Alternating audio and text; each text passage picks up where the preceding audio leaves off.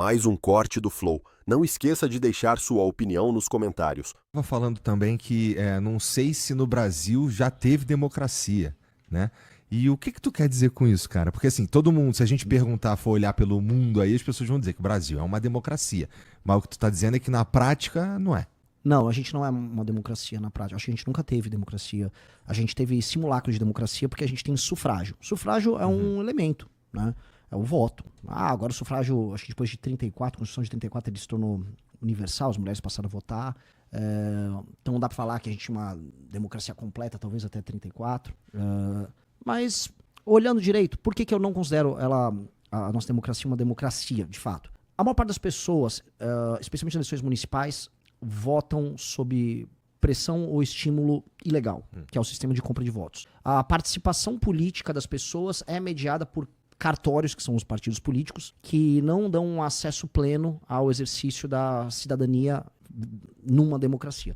Portanto, vamos falar da democracia que a gente tem de 88 para cá. De 88 para cá, a gente tem um regime partidário em que você não consegue ter candidaturas independentes e você tem que estar condicionado no município, no estado ou para concorrer a uma eleição federal a um partido e aos desígnios daquele partido. E montar partido se tornou cada vez mais difícil. Então, é uma participação, vamos dizer, democrática que a gente tem relativa.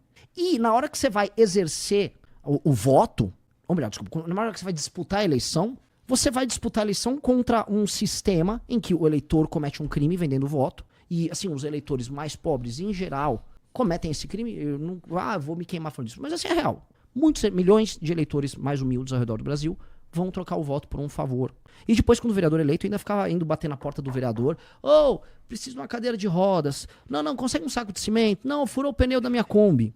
É real. O Faustino, por exemplo, que é o nosso vereador em Natal, ele tem que botar uma placa. Não vou dar nada pra você. Se você está pedindo favor, vai embora. Porque assim, são às vezes dezenas de pessoas indo bater na porta do vereador pedindo. E o cara acha que ele tem direito a pedir aquilo. Ele acha que ele fez porque ele fez um favor. É uma troca, uma transação. Eu fiz um favor em votar você e fazer meus parentes votar em você. Em troca, você tem que me dar coisas. Porque eu sou o seu parceiro. Não é que o eleitor é uma vítima. O eleitor não é uma vítima. Porque a gente trata às vezes as pessoas como se fossem retardados, sabe? Tipo, esse eleitor é uma vítima. Não, o eleitor também sabe o que ele tá fazendo. O que ele entende como política não é o que a gente aqui entende. Entendi. Ele entende como política assim, eu participo aqui, esse cara me representa, ele cuida de mim, e eu também cuido dele, eu também trago os votos pra ele. Tem que me ajudar com isso aqui. Isso não é democracia. Isso é o clientelismo, o coronelismo adaptado pra regras burocráticas mais modernas. Mas a gente ainda tá no século XIX, em certa medida. Entendi. E isso pra mim não é democracia. Um lugar onde, vamos dizer, as eleições municipais se dão sob a lógica da compra de votos, chamar isso de democracia, cara, é meio cômico. Então, para resolver isso daí, a gente precisava dar um jeito na nossa realidade de escassez, né? Porque, assim, esses caras que nem você tá falando, e eu já vi lá numa cidadezinha que eu frequentava lá na Baixada Fluminense, que a galera vendia voto mesmo, assim, não é nem muito incomum, nem sequer muito escondido.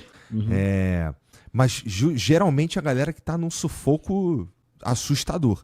Então, enquanto a gente tiver essa realidade de uma escassez, especialmente concentrada nessas cidadezinhas aí, não tem jeito. A gente ia precisar realmente de uma maneira que fizesse com que todo mundo saísse dessa realidade, ainda que seja pelo que você está propondo aí, com essas metas dos prefeitos ou de quem está ali. Isso seria uma outra coisa que seria, vamos dizer, ganhos de produtividade e competitividade do Brasil, para o Brasil crescer economicamente e isso se irradiar para a base da população. A população não achar que cometer um crime é uma ação válida de 2 em 2 anos para melhorar a vida.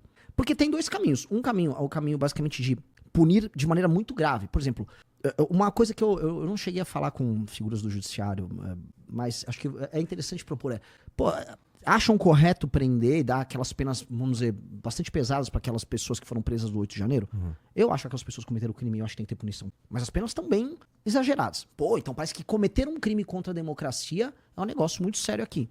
E o político que compra voto? Pra mim, o crime que ele comete é maior que o daquelas pessoas. Ele tá subvertendo o sistema democrático de 2 em 2 anos através da corrupção, e é da corrupção do dinheiro desviado ao caixa 2, o dinheiro não lançado, porque esse dinheiro não vai lançar, comprei a Dona Maria no bairro tal, e termina com esse dinheiro desviado pela compra em si do voto. E o eleitor comete um crime em vender. Todo esse processo tem que, vamos dizer, ter penas muito duras e um sistema de fiscalização eleitoral muito duro. Então tem que ter um elemento de coerção do Estado pesadíssimo nisso. E 2, a gente tem que fazer com que essas pessoas não considerem, assim, estamos em 2025, que a eleição é um evento que acontece de 2 em 2 anos, que você faz um favor pra alguém e em troca ele te faz outra. É uma transação. Definitivamente, uma sociedade que as pessoas dependem disso, é uma sociedade que deu merda, né?